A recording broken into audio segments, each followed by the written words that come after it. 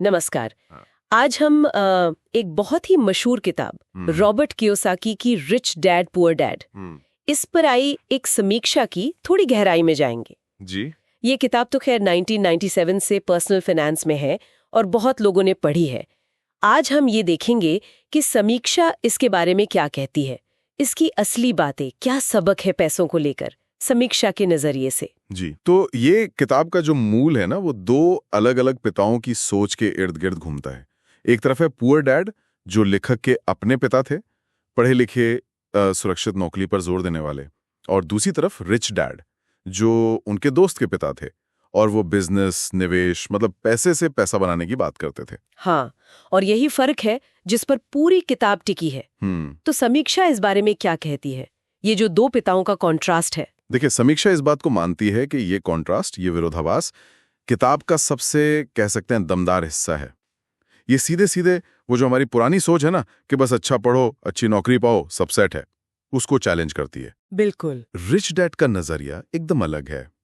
वो कहते हैं संपत्ति बनाओ, मतलब ऐसी चीजें खरीदो जो पैसा कमा कर दें, सिर्फ सैलरी पर टिके मत रहो। समीक्षा कहती है कि ये विचार सुनने में बहुत आकर्षक लगता है। हाँ, और इसी से वो एसेट्स और लायबिलिटीज वाली बात जुड़ती है, संपत्ति और देनदारी। किताब कहती है भाई, एसेट वो जो जेब में पैसा डाले, लायबिलिटी वो जो पैसा निकाले। कितना सिंपल लगता है सुनने में। हाँ, सिंपल तो है, पर क्या समीक्षा भी इसे इतना ही सीधा मानती है?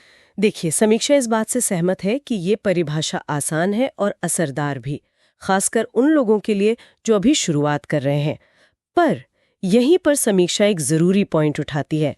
वो कहती है कि किताब ये तो बताती है कि एसेट जरूरी हैं, लेकिन असल जिंदगी में, खासकर जब आपके पास ज्यादा साधन न हो, तब इन एसेट्स को कैसे बनाना है, इस पर कोई बहुत ठोस, मतलब स्टेप बाय स्टेप गाइडेंस थोड़ी कम है किताब में। अच्छा, क्या करना है ये तो पता चलता है, पर कैसे करना है इस पर थोड़ी कमी रह जाती है, समीक्षा का ही मानना है।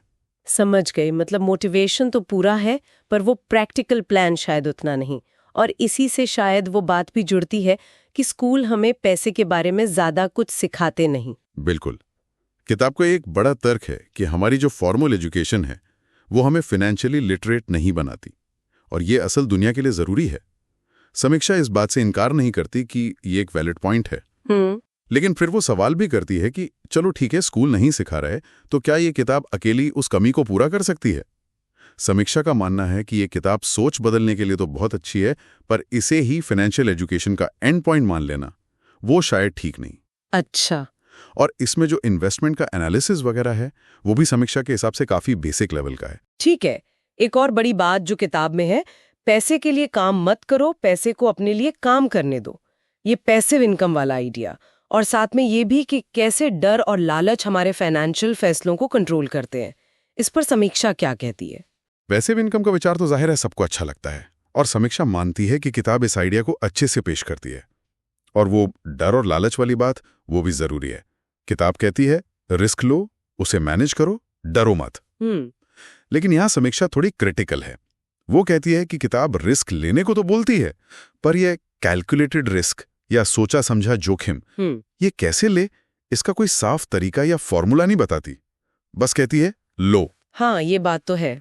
और कुछ चीजें जैसे वो एसेट्स वाली बात, समीक्षा को लगता है कि किताब में थोड़ी दोहराई गई हैं, बार बार आती हैं। तो अगर हम समीक्षा के नजरिए से देखें तो किताब की सबसे बड़ी ताकत है उसकी आसान भाषा और पैसों को लेकर जो हमारी बनी बनाई सोच है उसको हिलाने की ताकत। जी। वो मुश्किल लगने वाले फाइनेंशियल कॉन्सेप्ट्स को आम आदमी तक ले आती है, लेकिन कमियां भी हैं। हाँ, कमियां जैसे कि प्रैक्टिकल प्लान की कमी, कुछ आइडियाज का रिपीट होना और एनालिसिस का थोड़ा सतही होना।